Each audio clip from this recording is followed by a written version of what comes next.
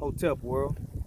It's your brother Matthew Daniels, and Pooh, the chosen few, the real bookworm, not a bookworm, the real bookworm. And as always, may your name live on forever, and may your memory never die. Today I want to talk to y'all about my conversation with a blind man. The grass is purple. My conversation with a blind man, the grass is purple. One day, me and a friend of mine who just happened to be blind, I took him out to the dike, right? And we sat on the edge of the water on the rocks, and I was just experiencing the view, experiencing the tranquility, and just taking in the peaceful nature of the environment, relaxing. And we were feeling the breeze. We were listening to the water crash lightly against the rocks. We were watching the birds fly across the water and swoop in to catch the fish. We seen people fishing, swimming. We seen boats going by. And we felt the breeze, and everything was perfect. You have those moments in life when everything is right with the world. The cares, your problems, your sorrow, your pain, your suffering, it seems to melt away into an endless expanse of peace and tranquility. And so my friend, the blind man, he said, Matt, as you know, I've been blind my whole life. I've never seen the ocean. I've never seen rocks. I've never seen birds. I've never seen boats. I've never seen the grass. I've never seen trees. I've never seen flowers. I've heard the waves crashing against the rocks. I've heard the birds as they sing their songs from the treetops. I've smelt the flowers. I've smelt the air, and I've felt the cool breeze. But I've never seen it. Can you describe it to me, Matt? Can you describe to me what you're seeing? And I told him, sure. Right now, in front of me, it's an endless expanse, almost an endless expanse of blue water with small waves riding the current, coming in towards our feet and crashing against the rocks. Some of the rocks are brown. Some of the rocks are covered with green algae. Some of the rocks are white. Behind us, it's an endless expanse of green pastures and green grass. There's flowers growing. There's trees. There's a big green boat out in the middle of the water carrying its crew. There's a big black boat out in the middle of the water carrying its crew. There's birds with white wings and black bellies and orange beaks flying, scooping up fish, right? And he told me, he said, that sounds beautiful, Matt. But Matt, you say the water is an endless expanse of blue. What does blue look like, Matt? Can you describe blue to me? And I thought about it for a moment, and I said, well, blue is the color of the sky when the sun is high in the sky. Blue, and I was stuck. And he said, what's the problem? And I said, well, it's kind of hard for me to describe blue. Blue in and of itself is a descriptive term. So he said, well, what about the rocks? You say some of the rocks are brown. Some of them are covered with green algae. Some of them are white. Describe white. Describe brown. Describe green. You say the birds have white wings with black bellies and orange beaks. Describe orange to me, Matt. Describe black to me, Matt. And I said, well, green is the color of the grass. Green is the color of the trees in the summer and the springtime, right? The orange beaks. Orange is, and I got stuck. And he said, what's the problem, Matt? And I said, well, white, brown, green, black, orange, those are the descriptive terms. I don't know how to describe blue. I don't know how to describe green. I don't know how to describe white, brown, orange, black. I don't know how to describe it. I use those words to describe other things. And he said, that's odd. Well, if you can't describe it to me, how do you know that it's green? How do you know that it's blue? How do you know that it's white, brown, black, orange? And I say, because I can see, I'm looking at it. I see the white rocks, I see the brown rocks, I see the green algae, I see the green grass, the green trees, I see the blue water, I see the orange beaks, I see it.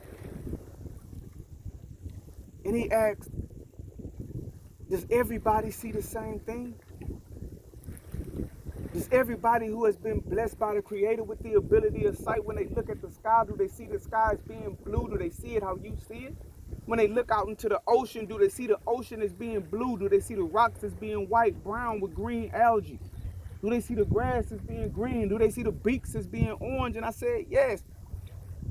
And he said, well, how do you know? Have you ever asked them to describe the colors that they are seeing? And I was dumbfounded. And my blind friend told me, he said, you know what, Matt? That sounds boring. If everybody sees the water as being blue, that sounds boring. If everybody sees the sky as being blue, that sounds boring. If the clouds are white to everyone, if the grass is green to everyone, if the tree trunks are brown, if the beaks are orange to everyone, that sounds boring.